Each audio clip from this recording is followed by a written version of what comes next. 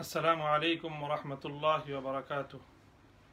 الحمد لله رب العالمين والصلاة والسلام على أشرف الأنبياء والمرسلين وعلى آله وأصحابه ومن تبعهم ودعا بدعوتهم إلى يوم الدين أما بعد.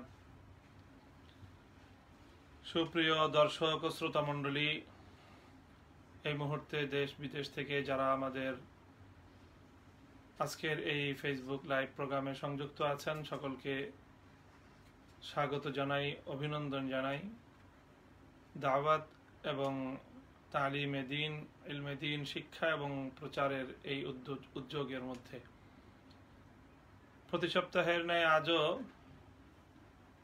14 জুলাই মঙ্গলবার রাত 9:30 আমরা শুরু করতে যাচ্ছি আমাদের নির্ধারিত প্রশ্নোত্তর পর্ব। আপনার জিজ্ঞাসার আজকে 11তম পর্ব নিয়ে আমরা আপনাদের সামনে হাজির হয়েছি। প্রতি সপ্তাহের ন্যায় আমাদের ফেসবুক পেজে প্রশ্নের জন্য যেই পোস্ট আমরা শেয়ার করেছিলাম, আপনারা সেই পোস্টে আপনাদের প্রশ্নগুলো রেখেছেন। আপনাদের পক্ষ থেকে পেশকৃত বিপুল পরিমাণ প্রশ্নের মধ্য থেকে বাছাইকৃত কিছু প্রশ্ন নিয়ে সাজানো হয়েছে আমাদের আজকের আয়োজন।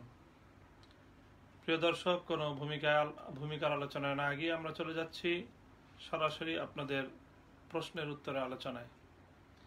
আজকে আমাদের সম্মুখে যেই প্রশ্নগুলো রয়েছে তার মধ্যে সর্বপ্রথম প্রশ্নটি আছে হাফিজ ইমরান আহমেদ নামক এক আইডি থেকে।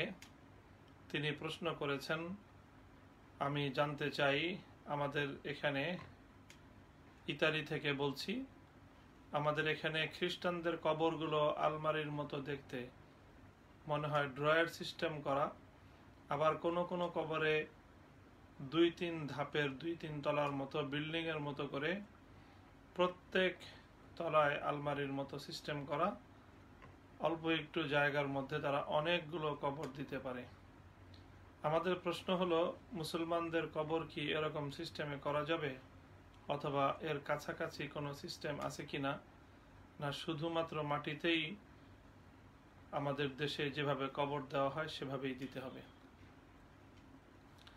এ ভাইয়ের প্রশ্ন হলো, আমরা বুঝতে পেরেছি যে অল্প জায়গায় কোনো বিল্ডিং, ভবন ইত্যাদি নির্মাণ করে সেখানে লাশগুলোকে ভিন্ন ভিন্নভাবে সেপারেট, আলাদা আলাদা করে রেখে দেওয়ার কোনো পদ্ধতি ইসলাম ধর্মে অনুমোদিত কিনা। প্রিয় দর্শক, এই জন্য আমরা এই প্রশ্ন উত্তরে প্রথমেই আল্লাহ রসুল সাল্লাল্লাহু আলাইহি ওয়াসাল্লামের একটি হাদিসের উদ্ধৃতি দিচ্ছি। عن جابر رضي الله تعالى عنه قال نهى رسول الله صلى الله عليه وسلم أن يجسس القبور وأن يقعد عليه وأن يبنى عليه। হযরত জাবের রাদিয়াল্লাহু তাআলা আনহু থেকে বর্ণিত সহিহ মুসলিম এবং তিরমিজি শরীফে বর্ণিত হাদিস, আল্লাহ রাসূল সাল্লাল্লাহু আলাইহি ওয়াসাল্লাম কবরের উপর চুনা দিতে নিষেধ করেছেন, চুনকাম করতে নিষেধ করেছেন, এবং কবরের উপর বসতে নিষেধ করেছেন, এবং কবরের উপর কোনো ইমারত নির্মাণ করতে নিষেধ করেছেন।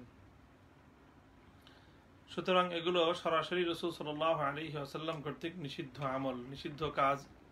যে কোনো মুমিন কোনো কবরের উপর কোনো নির্মাণ করবে, কবরকে পাকা করবে, এটা নিষেধ। কবর পাকা করা, কবরের উপর কোনো ঘর, কোনো ছাদ, কোনো কিছু নির্মাণ করা যেহেতু নিষেধ, বরং মুসলমানদের জন্য মাটির মধ্যে মুসলিম মরদেহ সমাহিত করা, এটি হলো ইসলাম নির্ধারিত পন্থা। তবে হ্যাঁ, যদি জায়গার সংকুলানের সমস্যা হয়, যদি মৃতের সংখ্যা অনেক বেশি হয়, যাদের প্রত্যেককে আলাদা আলাদা ভিন্ন ভিন্ন কবরে দাফন করা সমস্যাপূর্ণ বলে মনে হয়, সেক্ষেত্রে বিকল্প যেই ব্যবস্থাটি অবলম্বন করা যায় সেটি হলো যে একই কবরে একাধিক ব্যক্তিকে দাফন করা যায়। এটি সুন্নাহ সম্মত ইসলামী শরীয়তে রাসূল সাল্লাল্লাহু আলাইহি ওয়াসাল্লামের আমলের দ্বারা সুপ্রমাণিত। আমরা দেখি উহুদ জিহাদে যখন প্রায় 70 জন সাহাবী শাহাদাত বরণ করলেন, বিপুল পরিমাণে মৃত মুসলিম সাহাবায়ে কেরামকে, মরহুমদেরকে দাফন করার ক্ষেত্রে আল্লাহ রাসূল সাল্লাল্লাহু আলাইহি ওয়াসাল্লাম একই কবরের মধ্যে একাধিক মৃত ব্যক্তিকে দাফন করেছেন এবং যার কোরআনে পাকের হিফজ বেশি ছিল, কোরআন যার বুকে বেশি ছিল, তাকে আগে দিয়েছেন এবং তাকে অগ্রগণ্য করেছেন এবং এর অপর ব্যক্তিকে পিছনে রেখেছেন। এভাবে একই কবরের মধ্যে 2 জন 4 জন করে করে আল্লাহ রাসূল সাল্লাল্লাহু আলাইহি ওয়াসাল্লাম দাফন করেছেন। সুতরাং একই কবরের মধ্যে একাধিক ব্যক্তিকে দাফন করা যায়। মাটির মধ্যে হতে হবে কবর, সেখানে কোনো পাকা, কোনো দালান, কোনো ঘর, কোনো ইমারত, কোনো কিছুই নির্মাণ করা যাবে না। এমনকি কবরের মধ্যে যদি ইট ব্যবহার করতে হয় কবর ঢাকার জন্য, সেটা কাঁচা ইট ব্যবহার করার পদ্ধতি ইসলামে প্রচলিত। ঠিক তেমনি ভাবে যদি কবরের মধ্যে লাশ মাটির সাথে মিশে যায়, তাহলে সেই ক্ষেত্রে সেই কবর, একই কবরের উপর আবার নতুন করে অন্য মৃত মুসলিমকে কবর দেওয়া যায়, তাতেও কোনো সমস্যা নেই। এই পদ্ধতিতেই মুসলমানদের কবরে সংকুলন করতে হবে। খ্রিস্টানদের রীতিনীতি বা তাদের গৃহীত কর্মপন্থায়, তাদের অনুসরণে মুসলিম মাইয়েতের, মুসলিম মৃত ব্যক্তির দাফন কার্যক্রম পরিচালনা করার কোনো সুযোগ নেই। মোহাম্মদ রুবেল চর ফ্যাশন ভোলা থেকে প্রশ্ন করেছেন। প্রশ্ন হলো, মুখের উপর ও নিচে যে দাড়ি ছাঁটা যাবে কিনা, আর ছাঁটলে কতটুকু ছাঁটা যাবে? আমাদের অনেকেই দেখে খুব চিকন করে দাড়ি রাখে, এই সম্পর্কে কিছু বলবেন। মিরাজুল ইসলাম নামক আইডি নড়াইল থেকে বলছেন, তিনিও কাছাকাছি প্রশ্ন করেছেন, দাড়ি কাটলে কি 24 ঘন্টাই কবিরা গুনাহ হয়? এই হলো প্রশ্ন। তো দাড়ির হুকুম হলো যে চোয়ালের উপর যেই পশম হয় সেটা হলো দাড়ি। চোয়ালের বাইরে উপরে নিচে যেই পশমগুলো পুরুষের মুখে গজায়, এগুলো দাড়ির অন্তর্ভুক্ত নয়, সেগুলো কাটা যাবে। চোয়ালের যে হাড়, সেই হাড়ের উপর যেই পশম এবং যেই লোম হয়, সেগুলো দাড়ির অন্তর্ভুক্ত হবে। এগুলো কাটা যাবে না এবং এক মুষ্টির নিচে ছাটাও যাবে না। দাড়ি ছাটা এক মুষ্টির কমে অথবা কাটা, এটি ওয়াজিব তরক, এর গুনাহ। তবে 24 ঘন্টাই গুনাহ হয়, এর অর্থ হলো এই, যেহেতু একজন মানুষের জন্য সর্বসময় দাড়ি রাখা তার জন্য বাধ্যতামূলক, শরীয়তের দৃষ্টিতে ওয়াজিব, কাজেই যদি কেউ দাড়ি না রাখে তাহলে প্রতি মুহূর্তেই সে দাড়ি না রাখার যে গুনাহ বা অপরাধ, সেই অপরাধের মধ্যে সে লিপ্ত আছে বলেই সাব্যস্ত হবে। হযরত ইবনে ওমর রাদিয়াল্লাহু তাআলা আনহু থেকে বর্ণিত, আন নবী সাল্লাল্লাহু আলাইহি ওয়াসাল্লাম قال خالف المشركين ووفروا اللحى واحفوا الشوارب وكان ابن عمر اذا حج واعتمر قبض على لحيته فما فضل اخذه। সাল্লাম অনেক হাদিসের মধ্যেই বলেছেন দাড়ি ছেড়ে দিতে, দাড়ি লম্বা করতে, আউফুল লোহা, দাড়ি লম্বা করতে, এবং মোচ এটাকে ছেটে কেটে ছোট করে রাখতে। এটাই রাসূল সাল্লাল্লাহু আলাইহি ওয়াসাল্লামের নির্দেশ। হযরতে আব্দুল্লাহ ইবনে ওমর রাদিয়াল্লাহু তাআলা আনহু, বিশিষ্ট সাহাবী, তার আমল, তিনি তার দাড়িকে হাত দিয়ে ধরতেন এবং এক মুষ্টির বাইরে যে দাড়িগুলো থাকতো সেগুলোকে তিনি ছেটে ফেলতেন। এই হাদিস এবং ইবনে ওমর রাদিয়াল্লাহু তাআলা আনহুর এই আমল ইত্যাদির ভিত্তিতে উলামায়ে কেরাম একথাই সাব্যস্ত করেছেন যে এক মুষ্টির কমে কোনো দাড়ি ছাঁটা অথবা কাটা যাবে না। আর দাড়ি বলা হয় যেটা মানুষের, পুরুষের চোয়ালের হাড়ের উপর যেই পশম হয় সেটাকে দাড়ি বলা হয়। গোলাম কিবরিয়া আইডি থেকে প্রশ্ন করা হয়েছে, আমার প্রশ্ন হলো, নবজাতক বাচ্চার জন্মের কতদিন পর নাম রাখতে হয়? এক্ষেত্রে আমরা সুনানে তিরমিজিতে বর্ণিত عن عمرو بن شعيب عن أبيه عن جده أن النبي صلى الله عليه وسلم أمر بتسمية المولود يوم سابعه ووضع الأذى عنه والحق। এই হাদিসে আল্লাহ রাসূল সাল্লাল্লাহু আলাইহি ওয়াসাল্লাম বলেছেন, নির্দেশ দিয়েছেন যে কোন নবজাতকের যেন তার জন্মের 7ম দিন তাকে নাম রাখা হয় এবং তার মাথা মুন্ডন করে তার থেকে চুলগুলো অপসারণ করা হয় এবং তার মাথার যে চুল তার জন্য কষ্টের কারণ হয় সেটা যেন অপসারণ করা হয়। সুতরাং 7ম দিনে চুল মুন্ডানো, 7ম দিনে আকিকা করা এবং 7ম দিনে নাম রাখা, এটাই হলো উত্তম পন্থা। 7ম দিনে যদি সম্ভব না হয় 14তম দিনে, 14তম দিনে সম্ভব না হলে 21তম দিনে, এগুলো সবই উত্তম। এর বিপরীত করা হলে এটা কোনো অবৈধ বা নাজায়েজ কিছু হবে না শরীয়তে। মুমিনুল ইসলাম আকাশ নামক এক আইডি থেকে প্রশ্ন করা হয়েছে, হুজুর আমার বাবা মা কোনো কারণে আমার আকিকা করতে পারেননি, ইতিমধ্যে আমি বিবাহ করেছি, এখন আমার আকিকার বিধান কি দেয়া যাবে না যাবে না, দয়া করে যদি বলেন। আকিকা এটি শরীয়তে কোনো বাধ্যতামূলক কম্পালসারি কোনো আমল নয়, কাজেই আকিকা করলে ভালো, করা উত্তম। আকিকার দ্বারা যার আকিকা করা হয় তার জীবন থেকে বিপদ আপদ বালা মুসিবত দূর হয় এবং তার জীবন থেকে কষ্ট লাঘবে এটা সহায়ক ভূমিকা রাখে। কাজেই কেউ যদি আকিকা না করা হয় তাতে শরীয়তের দৃষ্টিতে কোনো সমস্যার কিছু নেই। কাজেই আপনার বাবা আপনার জন্মের সময় ছোটকালে আকিকা করেনি, এতে কোনো গুনাহ বা কোনো সমস্যার কিছু হবে না। তবে হ্যাঁ, যদি আপনি আকিকা করতে চান, আকিকার জন্য নির্ধারিত কোনো বয়সও নেই, আকিকা 7ম দিনে করা উত্তম, কিন্তু পরবর্তীতেও যদি কেউ আকিকা করতে চায় করতে পারে, তাতে কোনো বিধি নিষেধ নেই। সে আশা করা যায় যে আকিকার যে কল্যাণ এবং আকিকার যে উদ্দেশ্য সেটা অর্জিত হবে এবং আকিকার মাধ্যমে যার নামে আকিকা করা হবে তার উপর থেকে কষ্ট এবং বিপদ মুসিবত লাঘব হয়ে যাবে। কাজে আপনি আপনার এখন আকিকা করতে পারেন। আকিকা করলে আপনি আশা করেন যে আকিকার দ্বারা আপনার জীবনে কল্যাণ আসবে ইনশাআল্লাহুল আজিজ। ইয়ামিন আহনাফ নামক এক আইডি থেকে প্রশ্ন করা হয়েছে যে আশেপাশে সব মসজিদে একসাথে আজান চলতে থাকে, সব আজানের উত্তর একসাথে দেওয়া তো যায় না, এখন কি সব আজানের উত্তরের মধ্যে সবগুলো মসজিদেরই আজানের উত্তর দিতে হবে নাকি যে কোনো একটি মসজিদের আজানের উত্তর দিলেই হবে?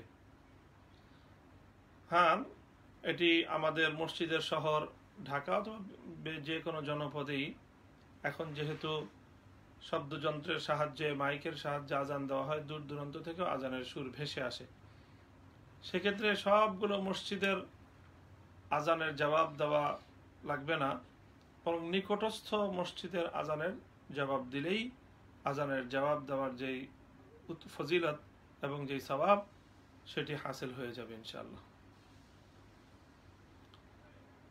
মোহাম্মদ মামুন নামক এক আইডি থেকে প্রশ্ন করা হয়েছে, হুজুর আমাদের নিজেদের গোয়াল ঘরের সবার বড় একটা গাভী ছিল, যার থেকে আমি অনেক গরু পাই, অনেকগুলো গরু বাছুর জন্ম দিয়েছে সেই গাভীটা, তারপর সেটা আমি কোরবানির জন্য নিয়ত করি, কিন্তু হঠাৎ করে গরুটা মারা যায়, এখন জানার বিষয় হলো তার বদলে আরেকটা গরু দিতে হবে নাকি অংশীদারের সাথে একটা অংশ দিলেই হবে?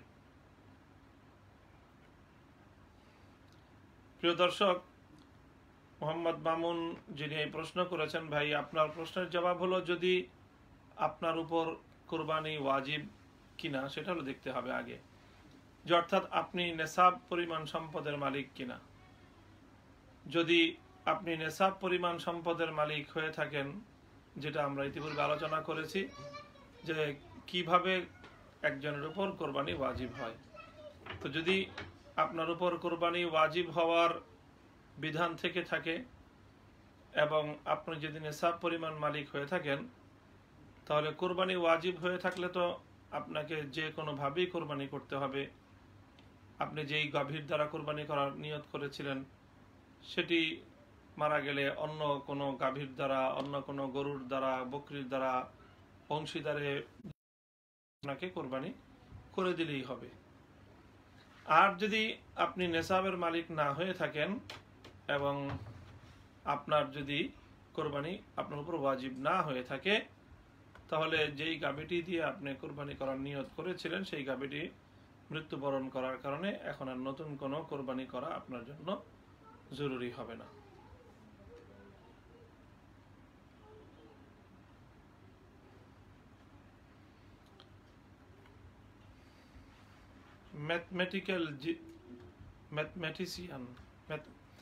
ম্যাথমেটিশিয়ান জিসান, এই জিসান ভাইয়া প্রশ্ন করেছেন, বাবার পকেট থেকে টাকা চুরি করলে কি গুনাহ হবে?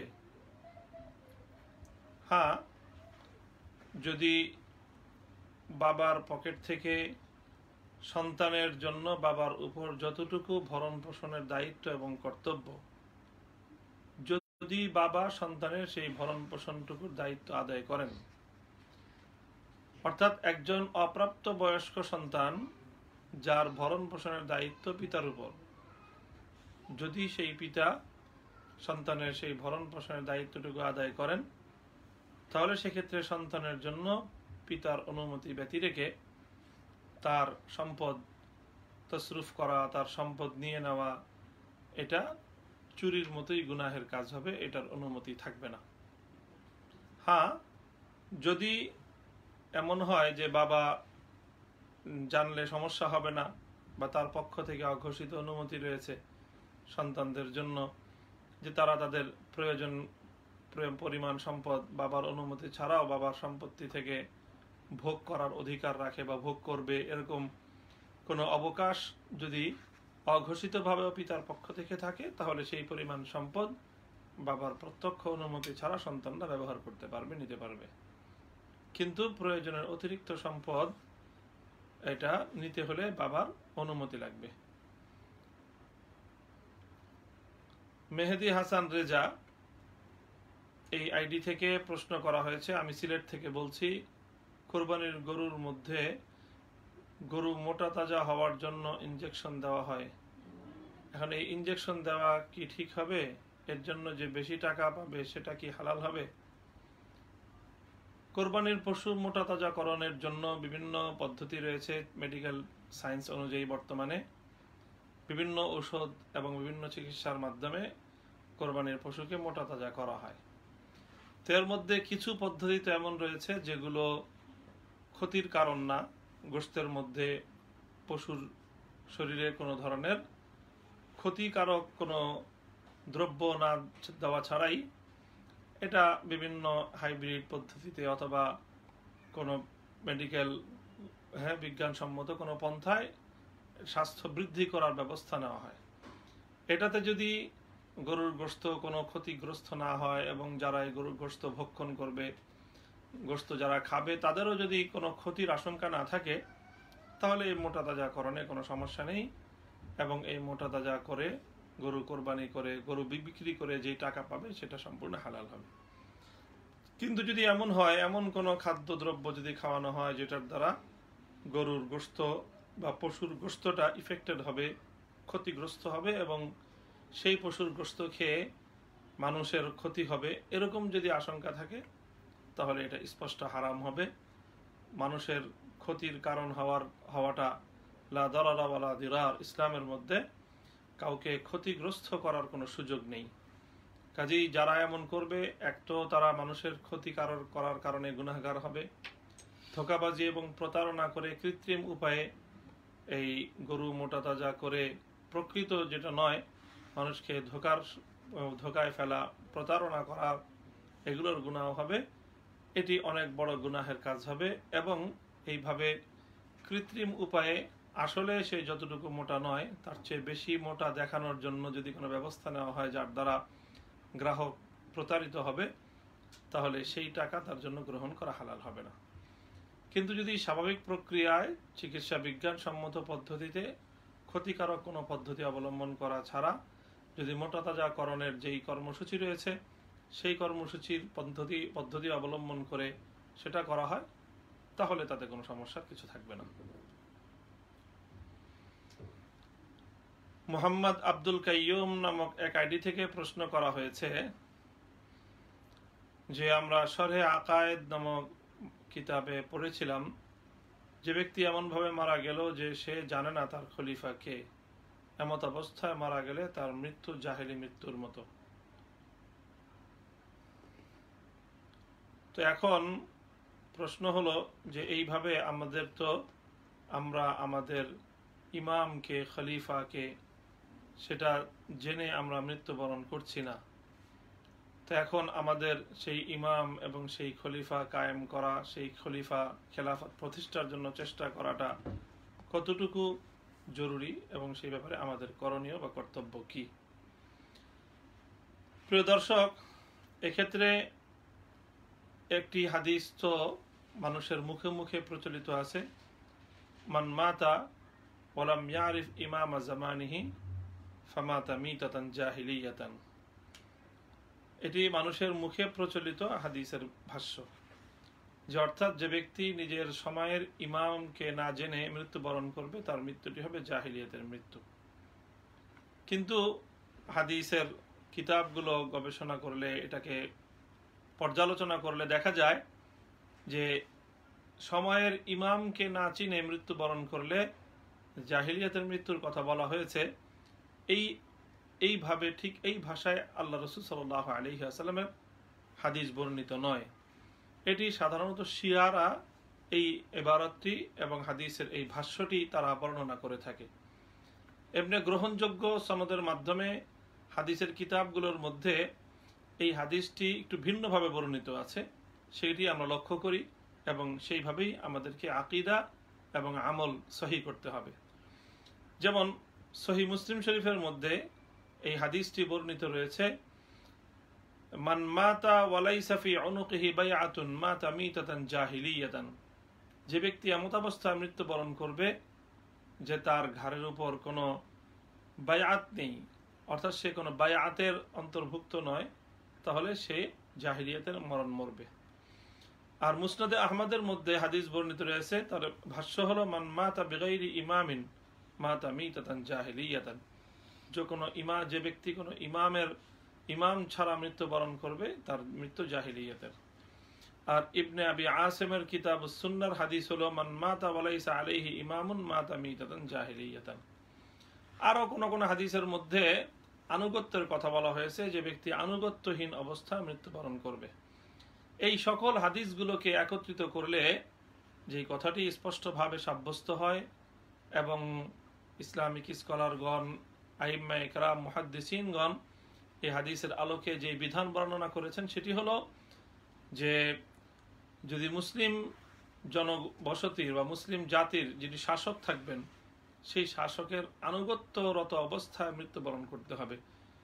কোনো শরঈ কারণ ছাড়া শরীয়ত সম্মত, শরীয়তে যে সকল ক্ষেত্রে শাসকের বিদ্রোহ করার সুযোগ রয়েছে, অনুমোদন রয়েছে, সেই সকল কারণ ছাড়া যদি কোনো ব্যক্তি মুসলিম শাসক যিনি থাকবেন, মুসলমানদের যিনি শাসক থাকবেন, ইমাম থাকবেন, সেই ইমামের আনুগত্য করতে হবে, সেই ইমামের বিদ্রোহ করা যাবে না। এটি হলো বায়াত।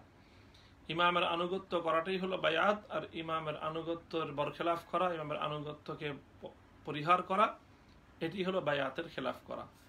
কাজেই যেটি হলো কর্তব্য এবং দায়িত্ব হলো প্রত্যেক মুসলিম ব্যক্তির জন্য, সেটি হলো যে একজন ইমাম যিনি থাকবেন, মুসলিম শাসক, যদি সেরকম শাসক থাকেন যিনি মুসলমানদেরকে আল্লাহর হুকুম অনুযায়ী পরিচালনা করেন, তাহলে তার আনুগত্য করা ওয়াজিব হবে।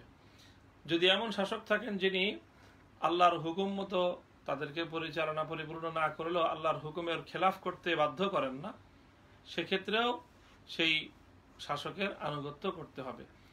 কিন্তু যদি কোনো শাসক মুসলিম সমাজকে আল্লাহর হুকুমের খেলাফ করতে বাধ্য করে, তাহলে সেক্ষেত্রে শাসকের আনুগত্য করা যাবে না, আল্লাহর হুকুমের উপর চলতে হবে। আল্লাহ পাকের কোনো হুকুমের বরখেলাফ করা যাবে না, আল্লাহর সঙ্গে বিদ্রোহ করা যাবে না। আল্লাহর বিদ্রোহ করে, আল্লাহর হুকুমের বরখেলাফ করে কোনো ব্যক্তির আনুগত্য, এটি ইসলামী শরীয়তের মধ্যে বৈধ নয়। কাজেই এই হাদিসের ব্যাখ্যা এটাই। হ্যাঁ, এটা ঠিক যে এই হাদিসগুলোর মধ্যে যেটা বলা হয়েছে যে বায়াতহীন অবস্থা মৃত্যুবরণ করাটা, এটা একটা জাহিলিয়াতের মৃত্যু।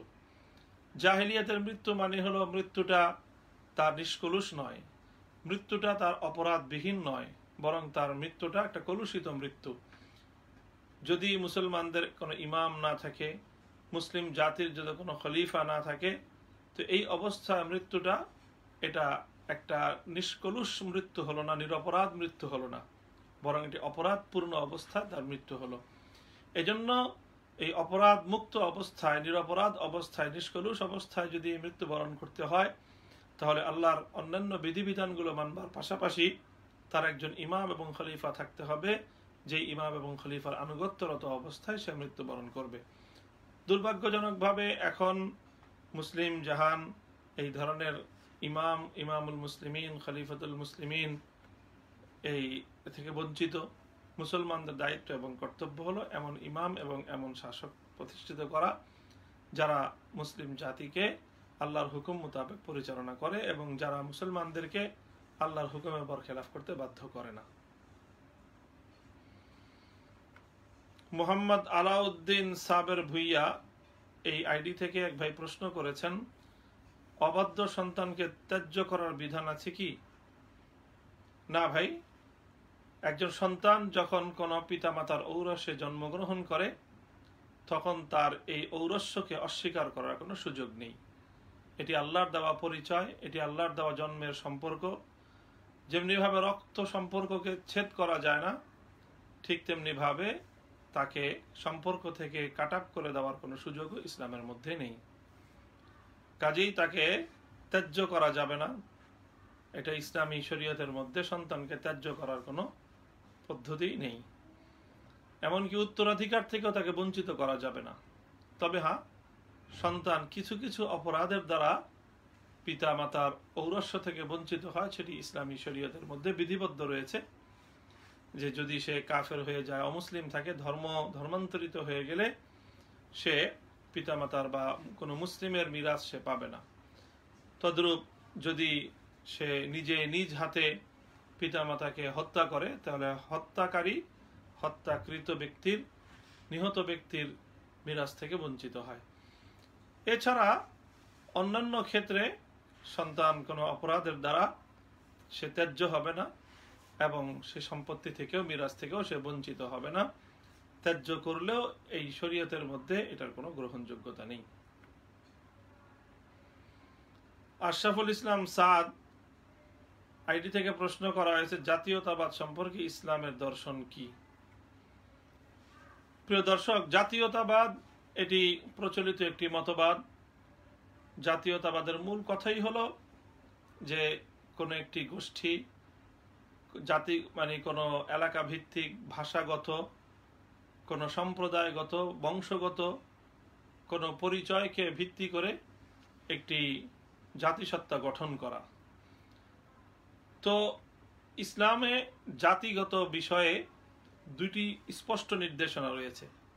প্রথম নির্দেশনাটি আমরা দেখতে পাই সূরাতুল হুজুরাতে। আল্লাহ পাক রব্বুল আলামিন ঘোষণা করেছেন, ইয়া আইয়ুহান নাস ইন্না খালাকনাকুম মিন যাকারিন ওয়া উনসা ওয়া জাআলনাকুম শুউবান ওয়া কাবাইলা লিতাআরাফু।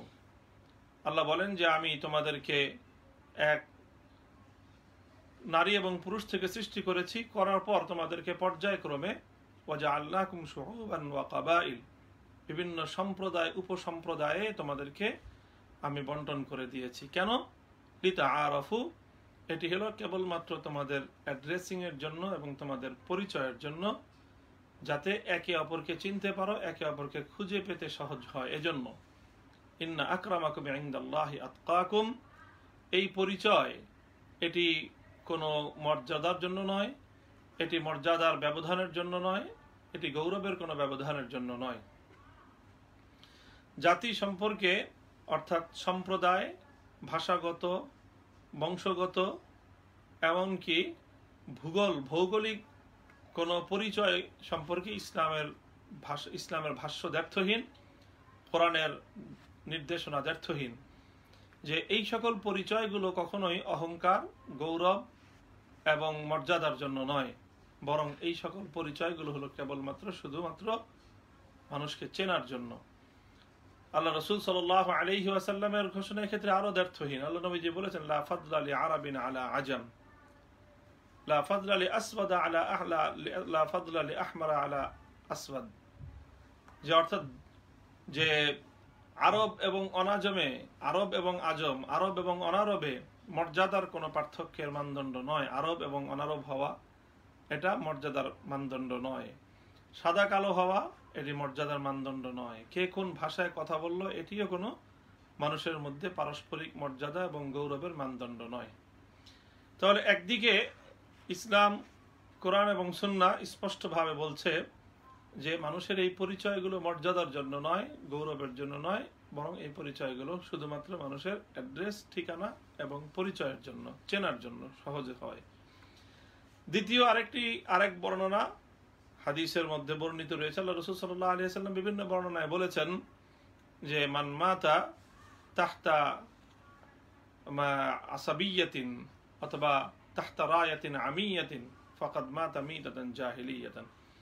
অর্থাৎ যে ব্যক্তি এমন কোন ঝান্ডার, এমন কোন স্লোগান, এমন কোন বক্তব্যের আওতায় থাকবে যে সে শুধুমাত্র নিজের মানে বংশগত, নিজের জাতিগত কোনো ধরনের বিদ্বেষে লিপ্ত থাকবে, অন্ধ বিশ্বাসে সে লিপ্ত থাকবে, নিজের জাতি যেটা করবে সকল ক্ষেত্রে ন্যায় এবং অন্যায়ের বাছ বিচার না করে নিজের বংশের পক্ষ অবলম্বন করা, নিজের দেশের পক্ষ অবলম্বন করা, নিজের ভৌগোলিক এলাকার পক্ষ অবলম্বন করা, এটাকে ইসলামের দৃষ্টিতে আসাবিয়াত বলা হয়। এটাকে অন্ধ ব্যক্তি পূজা অথবা অন্ধ সম্প্রদায় পূজা বলা হয়। কাজেই এটার সুযোগ ইসলামের মধ্যে নেই। আল্লাহ রাসূল সাল্লাল্লাহু আলাইহি ওয়াসাল্লাম এটিকে দাওয়া জাহিলিয়া বলে আখ্যায়িত করেছেন। যেমন বুখারী শরীফ সহ সমস্ত হাদিসের কিতাবগুলোর মধ্যে ঘটনা উদ্ধৃতি পাওয়া যায় যে আনসার এবং মুহাজিরদের মধ্যে কোন এক যুদ্ধে একটা বিতর্কের পরিবেশ সৃষ্টি হয়েছিল, যে একজন আনসারী এবং মুহাজিরের মধ্যে দ্বন্দ্ব তৈরি হয়ে গেলে পরে যে ব্যক্তি মুহাজির ছিলেন তিনি ইয়া আল মুহাজিরিন বলে মুহাজিরদেরকে আখ্যায়িত করলেন, আহ্বান করলেন, আর যে আনসার ছিলেন সে আনসারী ব্যক্তি ইয়া আল আনসার বলে তার আনসার ভাইদেরকে আহ্বান করলেন। তখন উভয় পক্ষের ডাকে সাড়া দিয়ে মুহাজিরগণ মুহাজিরের ডাকে, আনসারগণ আনসারের ডাকে সাড়া দিয়ে উভয় পক্ষ মুখোমুখি হয়ে গেলেন। রাসূল আকরাম সাল্লাল্লাহু আলাইহি ওয়াসাল্লাম ভর্ৎসনা করলেন, মা বালু দাওয়া জাহিলিয়াতিন, এটা তো একটা জাহিলিয়াতের দাওয়াত, এবং সেই জাহিলিয়াতের ডাকে তোমরা সাড়া দিলে। যে তুমি আনসার সেজন্য আনসারীর পক্ষে দাঁড়ালে, তুমি মুহাজির সেজন্য মুহাজিরের পক্ষে দাঁড়ালে। ইসলাম এভাবে একজনের পক্ষ অবলম্বন করার সুযোগ রাখেনি, বরং ইসলাম পক্ষ অবলম্বন করার জন্য মানদণ্ড নির্ধারণ করে দিয়েছে। কুনু কাওয়ামিন বিল কিসত শুহাদা লিল্লাহ, তোমরা ন্যায় এবং ইনসাফের পক্ষ অবলম্বন করবে।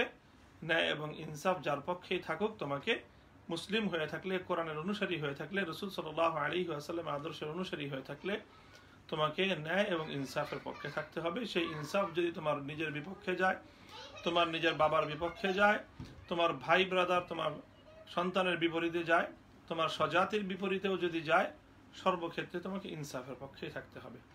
সুতরাং জাতীয়তাবাদের যে মূল চেতনা সেটা হলো যে অন্ধভাবে নিজের সম্প্রদায় এবং নিজের বংশের পক্ষ অবলম্বন করা, এটি ইসলামের দৃষ্টিতে সম্পূর্ণরূপে পরিত্যাজ্য।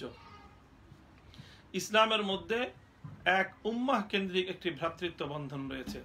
কোরআনে পাক স্পষ্টভাবে বলছে, কানান নাসু উম্মাতান ওয়াহিদাতান ফাবাআসাল্লাহুন নাবিয়্যিনা মুবাশশিরিন ওয়া মুনযিরিন। সারা দুনিয়ার মানুষ এক জাতি, অপরবর্তীতে মানুষ দুই জাতিতে বিভক্ত হয়েছে। এক জাতি হলো বিশ্বাসী আর এক জাতি হলো অবিশ্বাসী। সুতরাং যারা আল্লাহকে অস্বীকার করবে তারা অবিশ্বাসী জাতি, যারা আল্লাহর পয়গম্বরকে অস্বীকার করবে তারা অমুসলিম মুশরিক জাতি বা কাফের, আর যারা বিশ্বাসী, যারা ইমানদার, তারা এক জাতি। কাজেই এর বাইরে ভিন্ন জাতীয়তা যা কিছু আছে সবগুলো শুধুমাত্র পরিচয়ের জন্য, গৌরব, অহংকার, পক্ষ অবলম্বন ইত্যাদির জন্য কোনো জাতীয়তাকে ইসলাম অস্বীকার করেছে। মানব রচিত এই সকল জাতীয়তার দেয়ালগুলোকে ইসলাম ভেঙে গুড়িয়ে দিয়েছে। সুতরাং এটাই হলো ইসলামের মধ্যে মানবতাবাদী ধর্ম, ইসলামের মধ্যে সার্বজনীন জীবন ব্যবস্থা, ইসলামের মধ্যে জাতীয়তাবাদ সম্পর্কে দৃষ্টিভঙ্গি।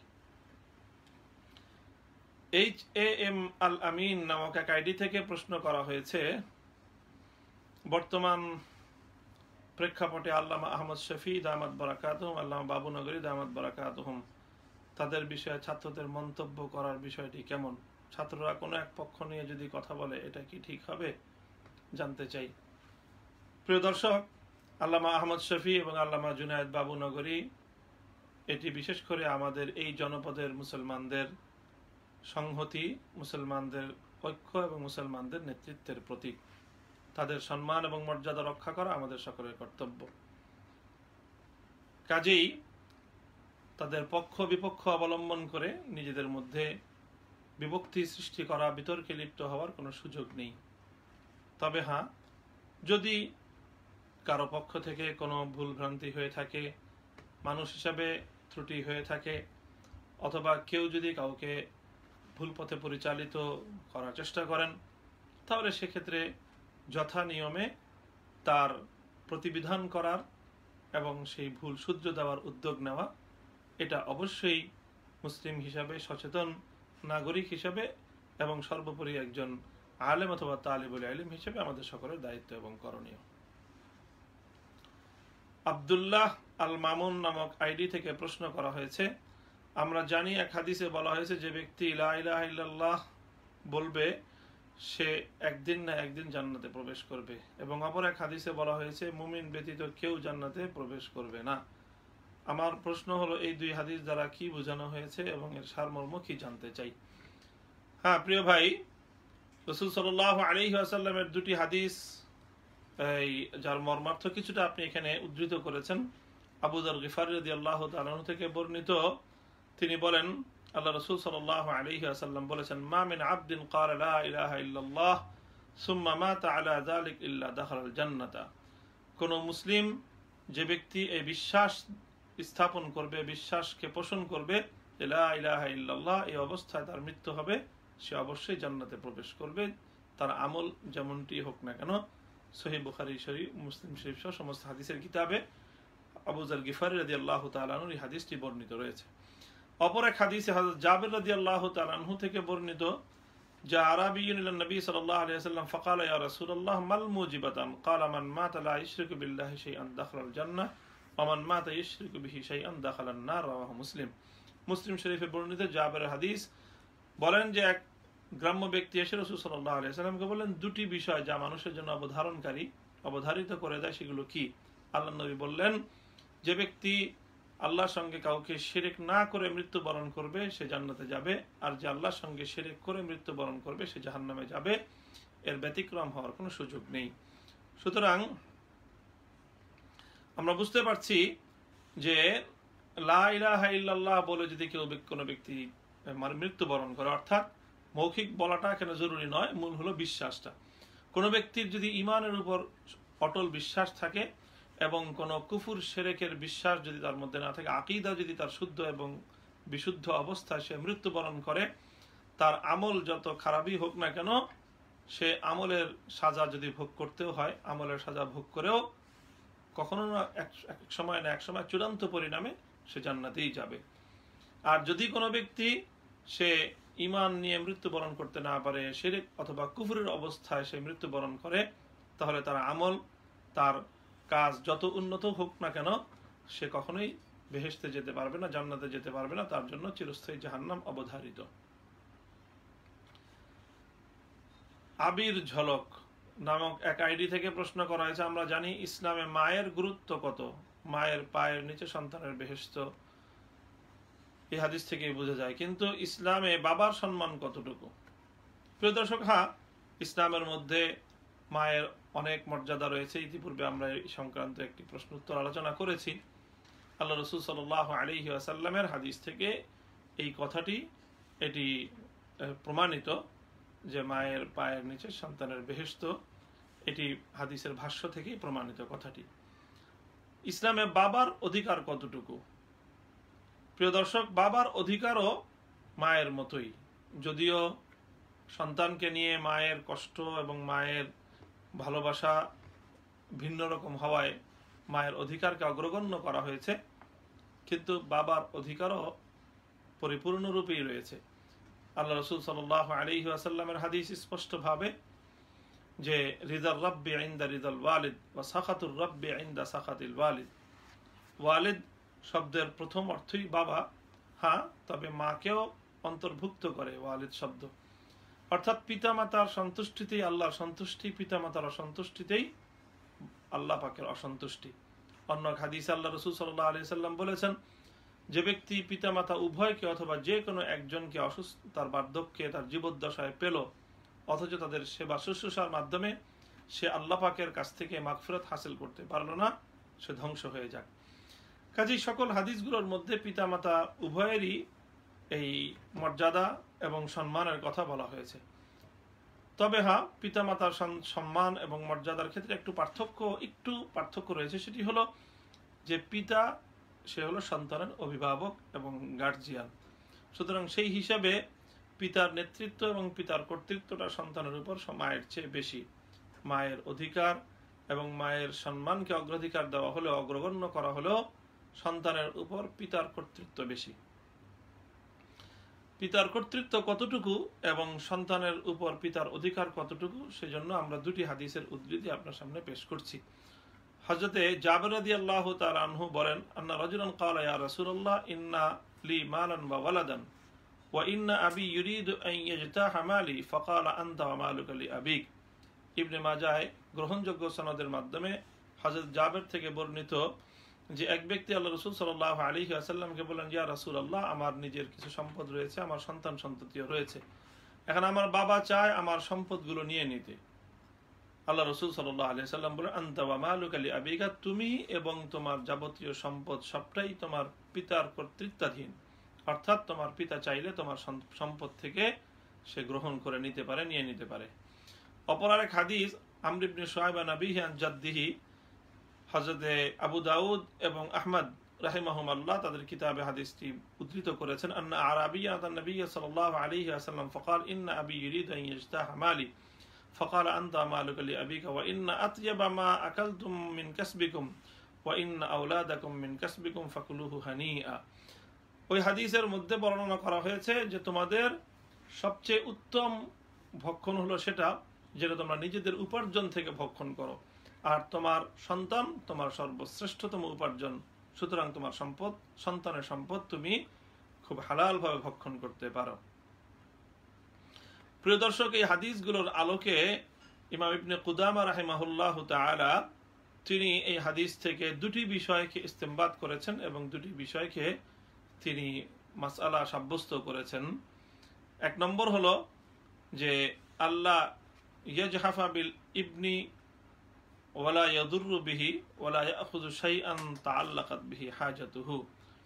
সন্তানের সম্পদ থেকে পিতামাতা, বাবা বিশেষ করে, তার সম্পদ থেকে, সন্তানের সম্পদ থেকে তার অনুমতি ব্যতীতই সম্পদ নিয়ে নিতে পারবে দুই শর্তে। প্রথম শর্ত হলো যে সন্তানের জন্য, বাবা যদি সম্পদটা নিয়ে নেয় তাহলে সন্তানের একান্ত প্রয়োজন পূরণ হবে না। যদি এমন হয় তাহলে সেটা বাবার জন্য করা বৈধ হবে না। আর দ্বিতীয় হলো আল্লাহ ইয়াখুযা মিন মালি ওয়ালাদিহি ফায়ুতিয়াহুল আখার, সন্তানের সম্পদ নিয়ে আরেকজনকে দিয়ে দিল বাবা, এটাও বৈধ হবে না।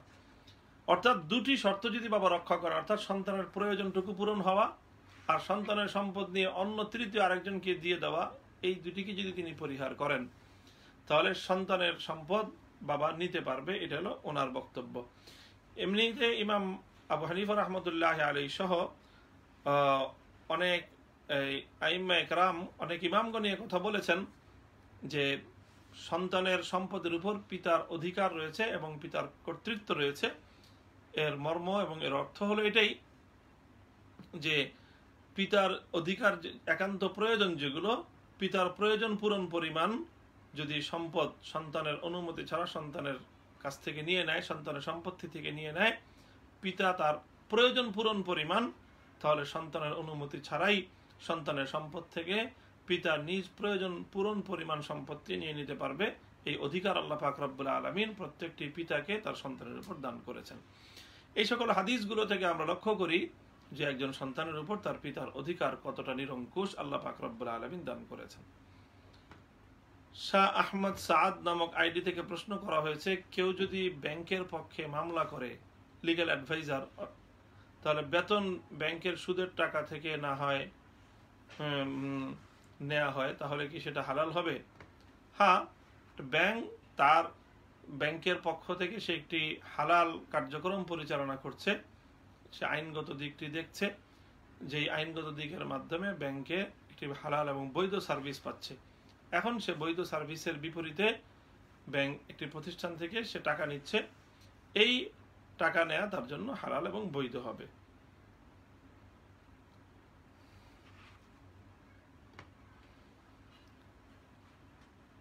আরেক প্রশ্ন করা হয়েছে, নগদ সরকারি মোবাইল ব্যাংকিং ব্যবস্থা, এটা কি ব্যবহার করা হালাল হবে? এমনিভাবে বিকাশ ইত্যাদি ব্যবহার এর ব্যবসা করা জায়েজ হবে কিনা? হ্যাঁ, নগদ, বিকাশ, রকেট সহ মোবাইল ব্যাংকিং এর যতগুলো পদ্ধতি এখন প্রচলিত রয়েছে এবং তাদের যে সকল কর্মকাণ্ডগুলো রয়েছে সেগুলো ফিকহের দৃষ্টিতে সমকালীন ফুকাহা এবং উলামায়ে কেরামের মতে এটা বৈধ এবং হালাল। শুধুমাত্র এখানে টাকা রেখে দিলে টাকার উপর যে ইন্টারেস্ট দেওয়া হয় সেই ইন্টারেস্টটা ভোগ করা সেটা ব্যক্তির জন্য হালাল হবে না। এই ইন্টারেস্ট অর্থাৎ সুদ যেটুকু দেওয়া হয় সেই সুদটুকু সেটা খাওয়া ছাড়া বাকি অন্যান্য যে কার্যক্রম রয়েছে মোবাইল ব্যাংকিং এর সেটি বৈধ এবং হালাল। ফজলুর রহমান কিশোরগঞ্জ থেকে প্রশ্ন করেছেন, খেলার সামগ্রী যেমন বল, ব্যাট, জার্সি এগুলোর ব্যবসা করা জায়েজ হবে কিনা? হ্যাঁ, খেলাধুলার যে সমস্ত সামগ্রী রয়েছে এই সকল সামগ্রীগুলো দিয়ে বৈধ উপায়েও মানুষ এগুলো ব্যবহার করতে পারে। যেমন কেউ যদি নিজে শরীর চর্চা করতে চায় তাহলে তার ট্রাউজার, তার জার্সি লাগে। কেউ যদি শরীর চর্চার উদ্দেশ্যে ফুটবল খেলে, ক্রিকেট খেলে, তাহলে সেটারও বৈধতা রয়েছে। কাজেই যেহেতু এটা বৈধ ব্যবহারের সুযোগ রয়েছে, যে জিনিসের বৈধ এবং হালাল ব্যবহারের সুযোগ রয়েছে সেই জিনিসের বেচা কিনে এবং সেই জিনিসের ব্যবসাও হালাল এবং বৈধ। হ্যাঁ, কেউ যদি সেটা কিনে নিয়ে অবৈধ কাজে ব্যবহার করে তাহলে সেটা তার ব্যক্তিগত ব্যাপার। আর যেই জিনিসের বৈধ ব্যবহারের সুযোগ নেই, যেটা অবৈধভাবে ব্যবহার করতে হয়, সেই জিনিসের বেচা কিনে এবং ব্যবসা বাণিজ্য হালাল নয়। সুতরাং জার্সি, ফুটবল, ব্যাট ইত্যাদি খেলার ধুলার এই সমস্ত সামগ্রীগুলো এগুলোকে শরীয়ত সম্মত পন্থায় ব্যবহার যেহেতু করা যেতে পারে, কাজে এগুলোর ব্যবসা করা হালাল হবে। এখন যদি কেউ কিনে নিয়ে এটাকে শরীয়ত সম্মত পন্থা ছাড়া অন্য কোনো পন্থা এটাকে ব্যবহার করে, সেটার জন্য সেই দায়ী থাকবে, এটা বিক্রেতা কোনো দায়ী থাকবে না। মোহাম্মদ ইব্রাহিম নামক আইডি থেকে বলা হয়েছে, যে ব্যক্তি সৎ পথে চলে না সে যদি কাউকে সৎ পথের আদেশ দেয় তাহলে কি তার আদেশ মানা যাবে?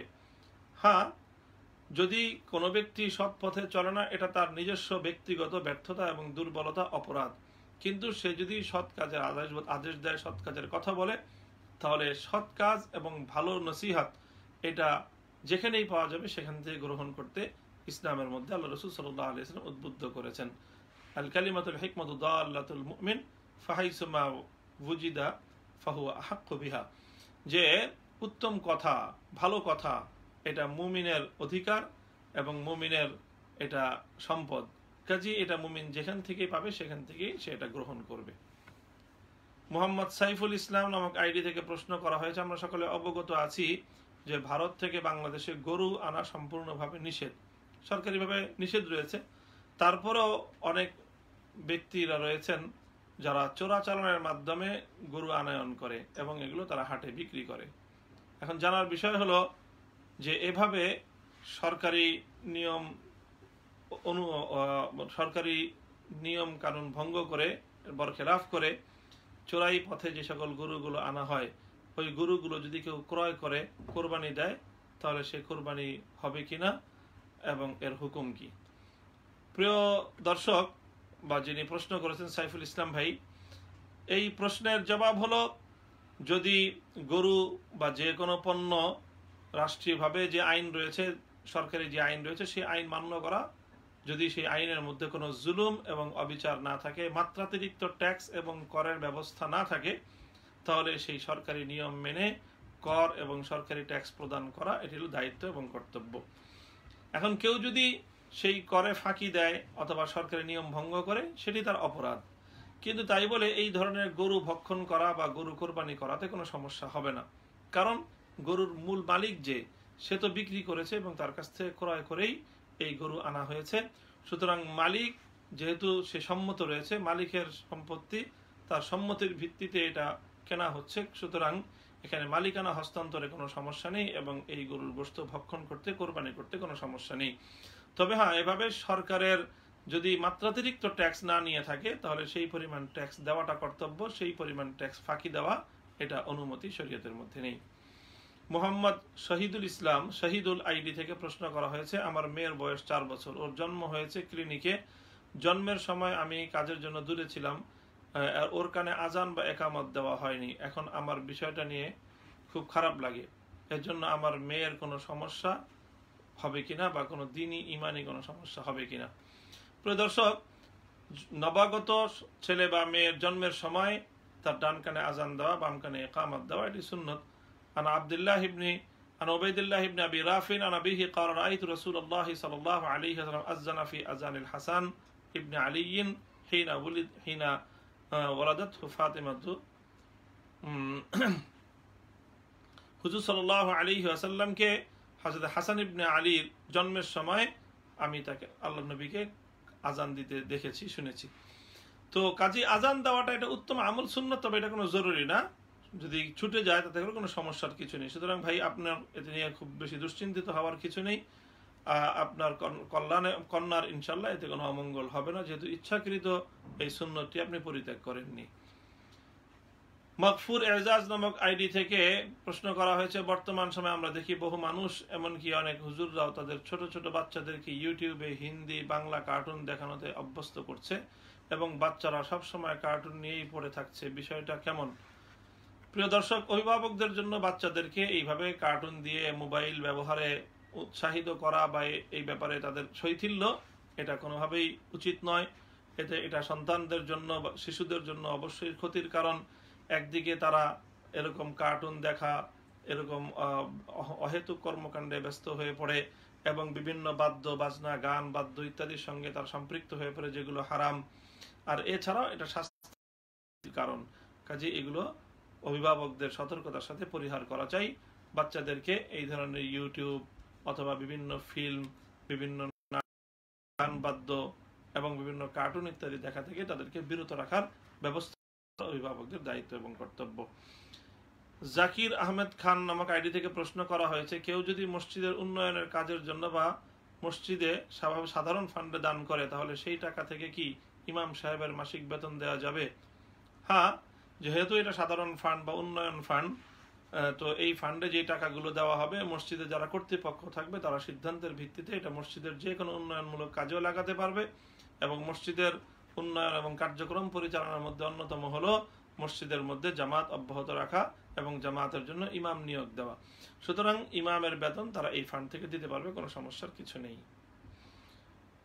আলী আকবর আহমেদ নামক আইডি থেকে প্রশ্ন করা হয়েছে, খুব অল্প বয়সে কারো চুল পাকে, তাহলে কি চুল উপড়ে ফেলা বা কালো মেহেন্দি দেওয়া জায়েজ হবে?